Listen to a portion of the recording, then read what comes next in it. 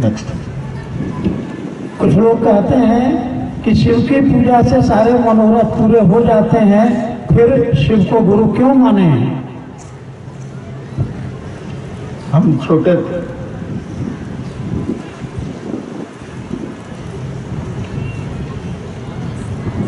DM साहब आए बाबूजी की डेरा पर, बोले बेटा तुमको क्या चाहिए? हम कहा अंकल एगो टॉफी, बस हमको टॉफी मिला। बाबूजी भी निकाल के दी, मैं भाग गया खेलने। अरे जितना समझिएगा उतने ना मांगिएगा।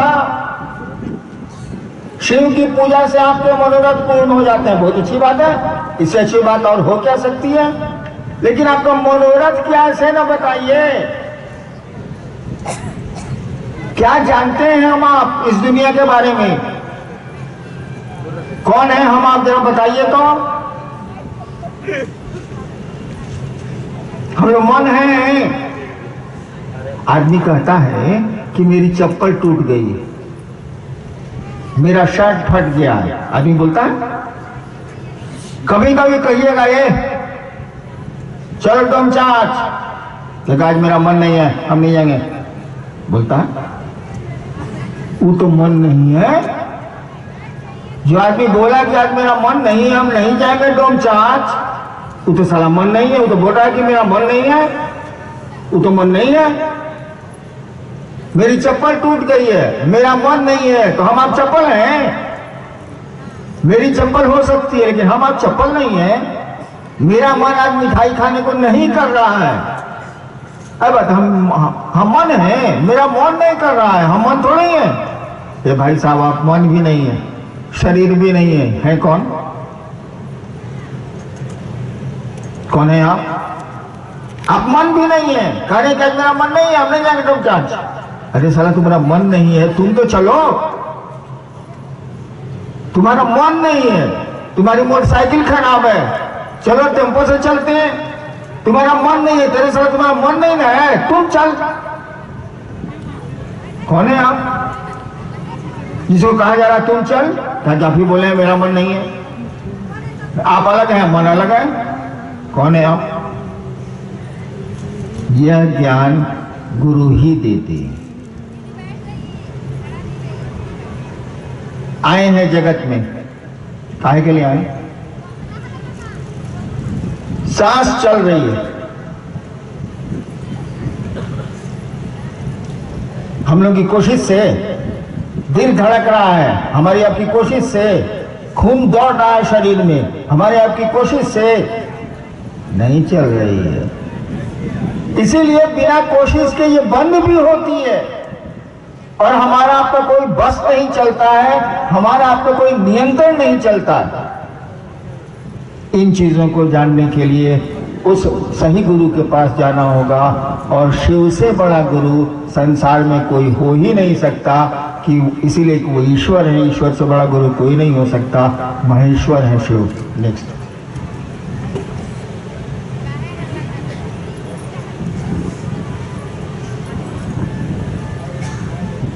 नहीं है सर, बताओ है क्वेश्चन है।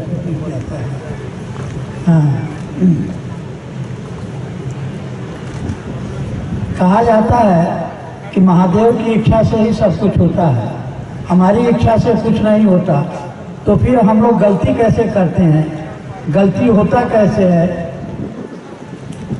ये जिस दिन समझ जाइए, बोली में है ये बोली में है कि शिव की इच्छा से सब कुछ होता है। एक आदमी सोचा कि सुनते हैं कि भगवान खाना देता है, हम देखते हैं हम नहीं खाते हैं भगवान कैसे खाना देता है। तो जंगल में चला गया, कोटरमा जंगल है, जंगल में चला गया, वो ऊंचे पेड़ पर जाके फुनगी पर बैठ गया कि साले हम उतरबे नहीं करेंगे, न कोई खाने के लिए कहेगा न हम खाएंगे, देखते हैं कि भगवान कैसे खाना देता है। इसी बीच में कुछ डकैतों का गैंग आया, नहीं इसी बीच में एक आदमी आया, उसके पास टिफिन कैरियर था, वो खाना लेके चला था। अचानक उसको कुछ याद पड़ा, वो टिफिन कैरियर छोड़ के चला गया, यानी पेड़ के नीचे एक टिफिन कैरियर भी आ गया, आदमी छोड़ के चला गया। भाई बहनों इसी बीच में 8-10 डकैतों का गैंग आया। कहा जरी ये टिफिन के लिए जंगल में कौन रखा? जरूर हम लोगों को जहर देने के लिए कोई रखा होगा। कहा जी साला पहले इसको खिलवाओ किसी से, कोई आदमी ये नहीं है किसको खिलवाया जाए, पर टेस्ट करेंगे तब ना, नहीं तो हम ही मर जाएंगे। कहीं सब सोचा, खोजते खोजते देखा कि वो फुलगी पर आदमी बैठा हुआ है। उतर साला नाकुन बेकुन किया, का गोलियां मार देंगे, उतरता है तुम? उतरा बेचारा, दूर राइफल के पट से उसके पीठ पर मरा। साला खाओ खाओ साला, नहीं खाए वो, तुम देखिए रहता कौन रख के गया, एक आदमी रख के गया, फिर मारा उसको। साले खाता का नहीं, खाया, टेस्ट किया, कहा कि साले अब तुम ही खाओ, हम लोग नहीं खाएंगे। एक टिफिन के में 7 आदमी का पेट कैसे भरेगा, खाओ। उसको भर पेट खिला दिया, उसका दूल्हा भी चला गया, यो आदमी चला गया कि हाँ भगवान तुम खिलाते हो, कुटुम्बस करके खिला दिया। ये बोली में है कि सब कुछ महादेव करते, सच्चाई भी बिल्कुल यही है। लेकिन जिस दिन हमारा आपका मन ये समझेगा, समझना और सूचना दोनों में अंतर होता है। किसी चीज की सूचना है आपको, कोई चीज समझते हैं आप, दोनों में आसमान जमीन का अंतर है। जिस दिन ये मन समझेगा कि शिव की दया से ही जगत चलता है, सब कुछ संचालित है, जिस दिन ये मन समझेगा कि उस नटराज के पल प्रतिपल नृत्य पर जगत संचालित हो रहा है, उस दिन आप वही करेंगे जो आपका शरीर बोलेगा। भूख लगेगी, खाना ढूंढेंगे ही ढूंढेंगे, शरीर की अपनी आवश्यकताएं हैं वो करेंगे ही करेंगे, बाकी चाहेंगे कि महादेव जो चाहते हैं वही हो जाए। लेकिन आपका अस्तित्व बोध तो रहेगा, आप अपने अस्तित्व में तो खड़े रहेंगे, कम ही खड़े रहें, अहंकार नहीं होगा, लेकिन अस्तित्व का बोध तो रहेगा। साहब जी, ऐसा क्या करूं जो आप चाहते हैं वही चाहत हम सभी शिष्यों की हो जाए। देखो बाबू, हम जब डिप्टी कलेक्टर हुए ना तो उसके पहले शिव को गुरु बना लिया। 74 में गुरु माना, 77 में डिप्टी कलेक्टर में ज्वाइन कर लिया। मेरा एक ही शौक था, मेरा पेशा तो नहीं था। मैं तो बहुत छोटा था तभी क्लास 1 अफसर का बेटा था, खुद भी मैं डिप्टी कलेक्टर हो गया। मेरा पेशा नहीं था अध्यात्म, एक शौक था। जैसे बच्चे को शौक होता है टिकट जमा करने का, पुराना सिक्का जमा करने का, किसी को बैडमिंटन खेलने का, किसी को क्रिकेट खेलने का, हमको भी शौक था कि उस दुनिया को जाने जो दिखती नहीं है। धीरे धीरे शिव मेरे गुरु हो गए और एक ही काम हमने शुरू किया कि ये शिव अनमोल हीरा है गुरु के रूप में और इस पे धूल पड़ी हुई है। मैंने उसको बाहर निकाला और लोगों के बीच लाना शुरू किया। काम अकेले शुरू किया था। इस चैनल को सब्सक्राइब कर दीजिए, इस चैनल को शेयर कर दीजिए। ये अपना चैनल है। आके उंगली पर बैठ गया कि साले हम उतरबे नहीं करेंगे, न कोई खाने के लिए कहेगा न हम खाएंगे, देखते हैं कि भगवान कैसे खाना देता है। इसी बीच में कुछ डकैतों का गैंग आया, नहीं इसी बीच में एक आदमी आया, उसके पास टिफिन कैरियर था, वो खाना लेके चला था। अचानक उसको कुछ याद पड़ा, वो टिफिन कैरियर छोड़ के चला गया। यानी पेड़ के नीचे एक टिफिन कैरियर भी आ गया, आदमी छोड़ के चला गया, भाई बहन का। इसी बीच में 8-10 डकैतों का गैंग आया। कहा जरी ये टिफिन कैरियर जंगल में कौन रखा? जरूर हम लोगों को जहर देने के लिए कोई रखा होगा। कहा जी साला पहले इसको खिलवाओ किसी से, कोई आदमी ये नहीं है किसको खिलवाया जाए, पर टेस्ट करेंगे तब ना, नहीं तो हम ही मर जाएंगे। कहीं सब सोचा, खोजते खोजते देखा कि वो फुलगी पर आदमी बैठा हुआ है। उतर साला, नाकुन बेकुन किया, का गोलियां मार देंगे, उतरता है तुम?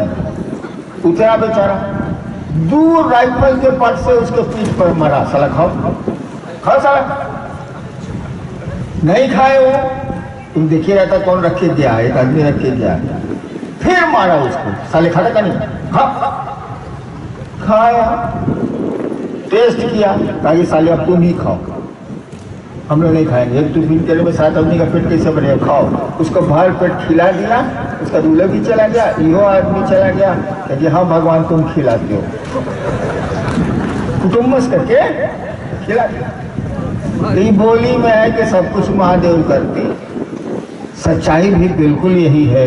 लेकिन जिस दिन हमारा आपका मन ये समझेगा, समझना और सूचना दोनों में अंतर होता है। किसी चीज की सूचना है आपको, कोई चीज समझते हैं आप, दोनों में आसमान जमीन का अंतर है।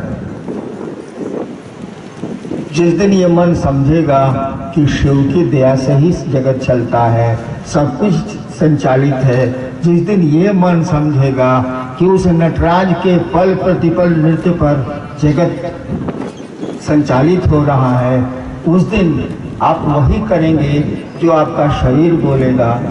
भूख लगेगी, खाना ढूंढेंगे ही ढूंढेंगे, शरीर की अपनी आवश्यकता है वो करेंगे ही करेंगे, बाकी चाहेंगे कि महादेव जो चाहते हैं वही हो जाए। लेकिन आपका अस्तित्व बोध तो रहेगा, आप अपने अस्तित्व में तो खड़े रहेंगे, कम ही खड़े रहें, अहंकार नहीं होगा, लेकिन अस्तित्व का बोध तो रहेगा।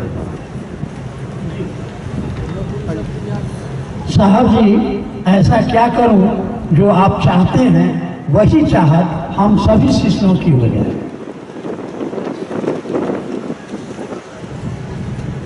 देखो बाबू, हम जब डिप्टी कलेक्टर हुए ना तो उसके पहले शिव को गुरु बना लिया। 74 में गुरु माना, 77 में डिप्टी कलेक्टर में ज्वाइन कर लिया। मेरा एक ही शौक था, मेरा पेशा तो नहीं था। मैं तो बहुत छोटा था तभी क्लास 1 अफसर का बेटा था, खुद भी मैं डिप्टी कलेक्टर हो गया। मेरा पेशा नहीं था अध्यात्म, एक शौक था। जैसे बच्चों को शौक होता है टिकट जमा करने का, पुराना सिक्का जमा करने का, किसी को बैडमिंटन खेलने का, किसी को क्रिकेट खेलने का, हमको भी शौक था कि उस दुनिया को जाने जो दिखती नहीं है। धीरे धीरे शिव मेरे गुरु हो गए और एक ही काम हमने शुरू किया कि ये शिव अनमोल हीरा है गुरु के रूप में, और इस पे धूल पड़ी हुई है। मैंने उसको बाहर निकाला और लोगों के बीच लाना शुरू किया। काम अकेले शुरू किया था, चला था अकेले, लोग मिलते गए, भीड़ हो गई। भीड़ है तो कुछ गड़बड़ी भी है, अच्छाई का भी क्षेत्र बढ़ा है। तो मैंने एक ही काम जीवन में किया है। अब तो जीवन का मेरा बिल्कुल अंतिम समय है। अब क्या मैं खाक मुसलमान होऊंगा, यानी जो किया है उसको बदल तो नहीं पाऊंगा। मैंने शुरू से लेकर 45 वर्षों से अब तक शिव के लिए शिव चर्चा की है, लोगों के लिए नहीं की है। मैंने महादेव के लिए उनकी चर्चा की है, आम लोगों के लिए नहीं की। ईमानदारी की बात यही है। हाँ, इत्र फरोश यहां से गुजर जाएगा तो सुगंध पूरे मैदान में फैल जाएगी, तो शिव की बात चलेगी, शिव से लोग जुड़ेंगे, तो वहां तो कल्याण ही होना है। शिव के पास तो अकल्याण का कोई स्कोप ही नहीं है, उसकी कोई भूमिका ही नहीं है। तो मैं क्षेत्रानुगामी नहीं हूं। अगर आपके और अपने बाप के मन से मैं चला होता तो मैं भी झाल बजाते रहता। नौकरी के बाद नौकरी में भी मैं यही शिव चर्चा करता था, मैं भी झाल बजाते रहता। मैंने किसी की बात नहीं मानी। आज भी मेरा पूरा परिवार मेरे बिल्कुल सपोर्ट में नहीं है, लेकिन विरोध में भी नहीं हो सकता है। जिसके साथ 4 करोड़ से ज्यादा लोग हों उसका विरोध घर परिवार क्यों कैसे करेगा, संभव ही नहीं। लेकिन कोई मेरे साथ नहीं है, इसीलिए कि मैंने आदमी का महत्व कम दिया है। शिव का महत्व ज्यादा दिया है और आदमी को शिव से जोड़ने की कोशिश की है कि आदमी का जीवन तो सुगंधित हो जाए। जीवन में बहुत कष्ट है, कष्ट तो रहेंगे। मैं ही आया हूं आपके इनरवा, पाँव मेरा जला हुआ। खराब सड़क मिली है कि नहीं मिली है? मिली है। तो समझ लीजिए जिंदगी के रास्ते में खराब सड़क मिलनी ही मिलनी है, कोई विकल्प आपके पास नहीं है। इस धरती पर जो कोई भी आया है उसे गमों के दौर से तो गुजरना जरूर पड़ा है। तो खराब सड़क मिलनी ही मिलनी है। सबसे बड़ी एक ही उपाय बचता है आपके पास कि सवारी बढ़िया कर लीजिए। मैं कोडरमा से यहाँ आया हूँ, अगर ट्रैक्टर से आता और जैसी सड़क हमको बाईपास में मिली, मेरे कमर में तो दर्द जरूर हो जाता, बूढ़ा हो गया। लेकिन स्कॉर्पियो से आया तो झटका तो महसूस हुआ, चोट नहीं महसूस हुई। तो जिंदगी की सवारी में शिव को लाइए। खराब सड़क मिलेगी, गमों का दौर आएगा तो दर्द तो होगा, झटका तो महसूस होगा, चोट से बच जाइएगा। और इसी नियत से मैं महादेव का काम भी करता हूँ कि आपकी जिंदगी सुंदर हो जाए, आपके दुख थोड़े कम हो जाएं। और शिव की जब बात करेंगे, शिव से जब आप जुड़ेंगे, उनको ही अपना गुरु बनाएंगे। उनसे बड़ा गुरु कोई होता ही नहीं है। उनको ही अपना गुरु बनाएंगे और इस संबंध को याद रखेंगे, भूलेंगे नहीं।